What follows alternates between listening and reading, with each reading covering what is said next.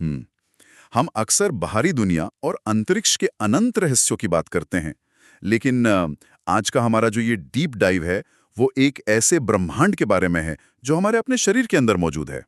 आज हम बात कर रहे हैं कोशिका की, जिसे अंग्रेजी में हम सेल कहते हैं। बिल्कुल। और आज हमारे पास जो अध्ययन सामग्री है वो कोई आम किताब नहीं है। ये कोशिका की संरचना, उसके अलग अलग हिस्सों और उनके काम करने के तरीकों की एक बहुत ही विस्तृत और परीक्षा उपयोगी गाइड है। हाँ, एकदम। और ये सिर्फ जीव विज्ञान का कोई बोरिंग विषय नहीं है। ये समझने का एक जरिया है कि जीवन की शुरुआत असल में किस स्तर पर होती है। सही कहा। और आज हमारा उद्देश्य केवल इन जानकारियों या भारी भरकम वैज्ञानिक नामों को रटना नहीं है। हमारा मिशन ये समझना है कि ये माइक्रोस्कोपिक दुनिया काम कैसे करती है। मतलब कैसे इतनी छोटी सी जगह में पूरी की पूरी जीवन प्रणाली इतनी सटीकता से चल रही है। तो चलिए इसे अनपैक करते हैं। शुरुआत सबसे बुनियादी सवाल से करते हैं कि आखिर कोशिका है क्या। हमारी अध्ययन सामग्री इसे जीवधारियों की आधारभूत संरचनात्मक और क्रियात्मक इकाई बताती है। मतलब बेसिक स्ट्रक्चरल और फंक्शनल यूनिट। हाँ, वही। इसका सीधा सा मतलब यह है कि हमारा पूरा शरीर और दुनिया के हर जीव का शरीर इन्हीं सूक्ष्म इकाइयों से मिलकर बना है। और यहाँ हमारे सुनने वालों के लिए एक एग्जाम अलर्ट भी है। बिल्कुल। विज्ञान की वो शाखा जिसमें सिर्फ कोशिका का अध्ययन होता है उसे साइटोलॉजी कहा जाता है। साइटोलॉजी, हाँ। और इस पूरी संरचना को समझने के लिए ना हम निर्माण के ब्लूप्रिंट का उदाहरण ले सकते हैं। जैसे ईंटों को मिलाकर एक दीवार बनती है, दीवारों से एक कमरा बनता है। और कमरों से एक पूरा घर तैयार होता है। हमारे शरीर में वो सबसे बुनियादी ईंट कोशिका ही है। एकदम सही एनालॉजी है। और जब बहुत सी एक जैसी कोशिकाएं एक साथ मिलती हैं तो वे ऊतक यानी कि टिश्यू बनाती हैं। फिर कई ऊतक मिलकर एक अंग या ऑर्गन बनाते हैं, जैसे हमारा हृदय या फेफड़े। और फिर कई अंगों के मिलने से एक अंग तंत्र यानी ऑर्गन सिस्टम बनता है, जैसे कि हमारा पाचन तंत्र। और अंत में इन सभी तंत्रों के एक साथ काम करने से एक पूर्ण जीव अस्तित्व में आता है। ये ब्लूप्रिंट बहुत ही तार्किक है। और अगर हम साइटोलॉजी के नजरिए से देखें तो कोशिकाओं के आकार और उनके पैमाने में एक बहुत बड़ा विरोधाभास देखने को मिलता है। हाँ, ये मैंने भी पढ़ा। हमारी सामग्री बताती है कि दुनिया की सबसे छोटी ज्ञात कोशिका माइक्रोप्लाज्मा नाम के एक सूक्ष्म जीव की होती है। और दूसरी तरफ सबसे बड़ी कोशिका कोई सूक्ष्म चीज नहीं है, बल्कि शुतुरमुर्ग का अंडा है। ऑस्ट्रिच एग, मतलब वो अपने आप में एक अकेली विशाल कोशिका है। ये सच में हैरान करने वाला है। और ये डाइवर्सिटी सिर्फ बाहरी दुनिया में नहीं है, मानव शरीर में भी ऐसा ही है। मानव शरीर में सबसे छोटी कोशिका शुक्राणु यानी स्पर्म को माना जाता है, जबकि सबसे बड़ी कोशिका अंडाणु यानी ओवम होती है। लेकिन यहाँ आकार के साथ साथ लंबाई का भी एक फैक्टर है। शरीर की सबसे लंबी कोशिका तंत्रिला कोशिका यानी न्यूरॉन होती है। बिल्कुल। और इसके पीछे का तर्क बहुत साफ है। हमारे दिमाग को शरीर के सबसे दूर के हिस्से तक तुरंत सिग्नल भेजने होते हैं, जैसे पैर के अंगूठे तक। हाँ। तो इसके लिए शरीर को किसी लंबी केबल जैसी संरचना की ही जरूरत होगी ना। टुकड़ों में बटी हुई छोटी कोशिकाओं से काम नहीं चलेगा। प्रकृति ने हर कोशिका को उसके काम के हिसाब से ही आकार दिया है। तो चलिए एक छोटा सा रिकैप करते हैं हमारे सुनने वालों के लिए। अगर हम पूछें कि कोशिका के वैज्ञानिक अध्ययन को क्या कहा जाता है, तो जवाब है साइटोलॉजी। और सबसे बड़ी ज्ञात कोशिका कौन सी है? शुतुरमुर्ग का अंडा। एकदम परफेक्ट। अब थोड़ा इतिहास में चलते हैं। इस खोज का रोमांच 1665 में शुरू हुआ था, जब वैज्ञानिक रॉबर्ट हुक ने कॉर्क के टुकड़े को अपने बनाए हुए एक माइक्रोस्कोप से देखा था। सही।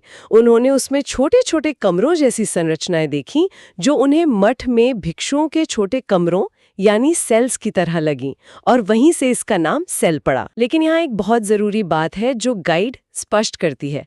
रॉबर्ट हुक ने जो देखा था वो एक मृत कोशिका थी, डेड सेल। फिर भी उन्होंने नींव तो रखी दी थी, इसीलिए उन्हें फादर ऑफ साइटोलॉजी कहा जाता है। ये एक और एग्जाम अलर्ट है। बिल्कुल। और इसके कुछ साल बाद 1674 में एंटोनी वॉन ल्यूवेनहुक ने पहली बार जीवित कोशिका खोजी।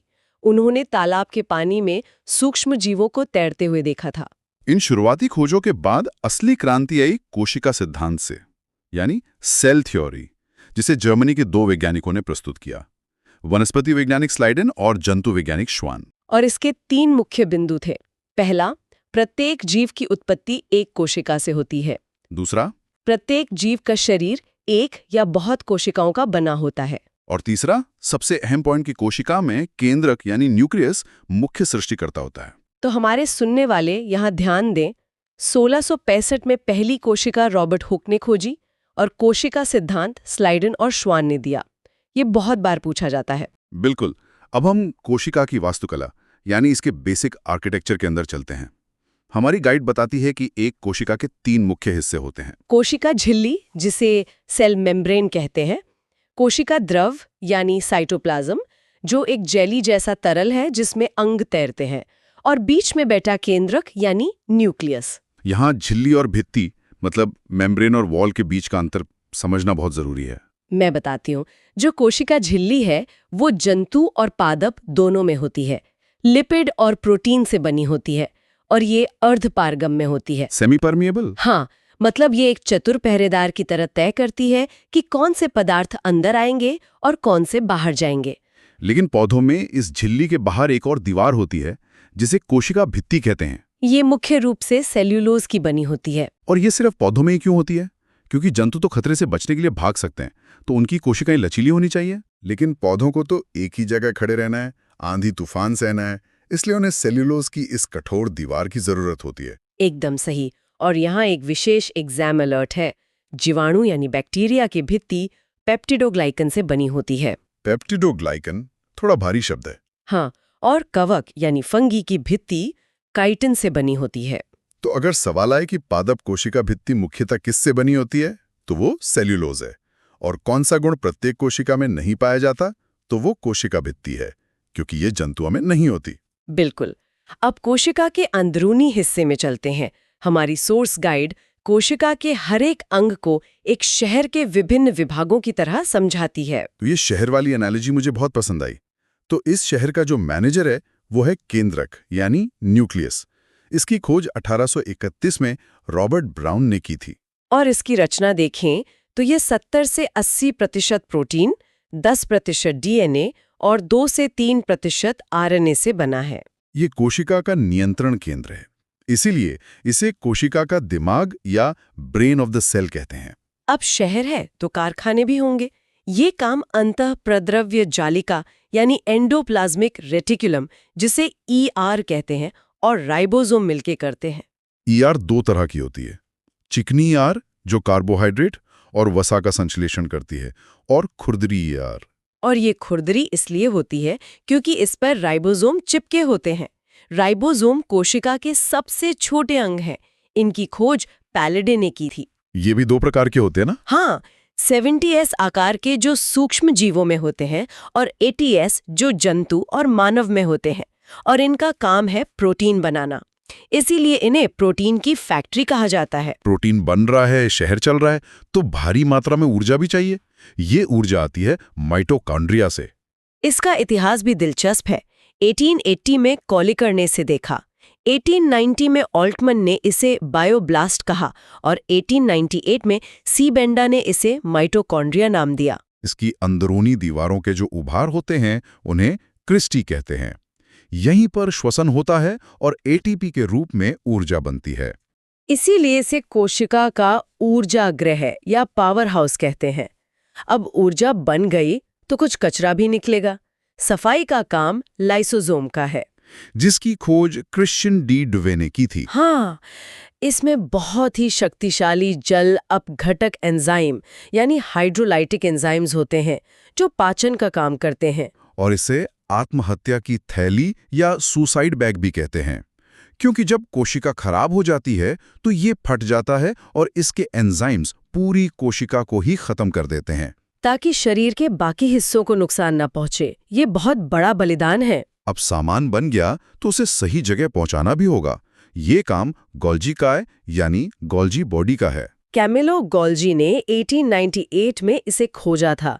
ये पदार्थों की पैकेजिंग और परिवहन करता है, इसीलिए इसे यातायात प्रबंधक या ट्रैफिक पुलिस कहते हैं। इसके अलावा एक तारक काय यानी सेंट्रोसोम भी होता है जो कोशिका विभाजन में मदद करता है, लेकिन ये केवल जंतु कोशिका में ही पाया जाता है। अब पौधों की बात करें तो उनमें रसधानी यानी वैक्यूल होता है, जो 90% जल का संग्रहण करता है। पौधों में ये बहुत बड़ी होती है और जंतुओं में बहुत छोटी। और पौधों की सबसे बड़ी खासियत है लवक यानी प्लास्टिड्स। ये केवल पादप कोशिका में होते हैं। ये 3 तरह के होते हैं, हरित लवक या क्लोरोप्लास्ट, जहां प्रकाश संश्लेषण होता है। इसे पादप कोशिका की रसोई कहते हैं। दूसरा अवर्णी लवक या ल्यूकोप्लास्ट, जो भोजन स्टोर करता है। और तीसरा वर्णी लवक या क्रोमोप्लास्ट, जो रंग देता है। जैसे टमाटर का लाल रंग लाइकोपीन के कारण, गाजर का कैरोटीन के कारण और चुकंदर का बीटानिन के कारण होता है। ये एग्जाम के लिए बहुत महत्वपूर्ण पिगमेंट्स हैं। और कुछ जंतु कोशिकाओं में सिलिया और फ्लैजेला होते हैं, बाल और पूंछ जैसी संरचनाएं जो गति प्रदान करती हैं। ये सिर्फ जंतु कोशिका में होते हैं। तो अगर हम एक बड़ी तुलना करें जंतु बनाम पादप कोशिका की, जंतु गोल होते हैं, पादप चौकोर होते हैं। कोशिका भित्ति और लवक जंतु में नहीं होते, पादप में होते हैं। और तारककाय और सीलिया फ्लैजिला जंतु में होते हैं, पादप में नहीं। रसधानी जंतु में छोटी और पादप में बहुत बड़ी होती है। ये तो एकदम क्लियर हो गया। अब प्रोकैरियोटिक और यूकैरियोटिक की तुलना भी कर लेते हैं। प्रोकैरियोटिक अर्ध विकसित होते हैं। इनमें केंद्रक अविकसित या अनुपस्थित होता है।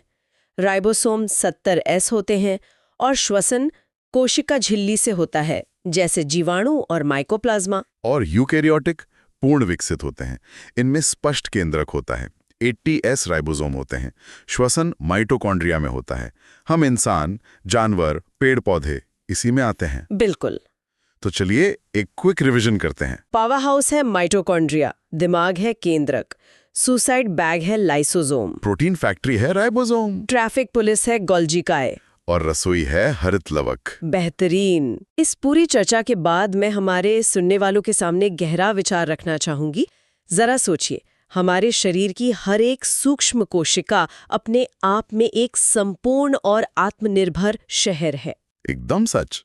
अगर एक माइक्रोस्कोपिक शहर इतनी परफेक्शन और अनुशासन के साथ काम कर सकता है, तो क्या हम इस प्राकृतिक सिस्टम से अपने जीवन और समाज के मैनेजमेंट के लिए कुछ नहीं सीख सकते?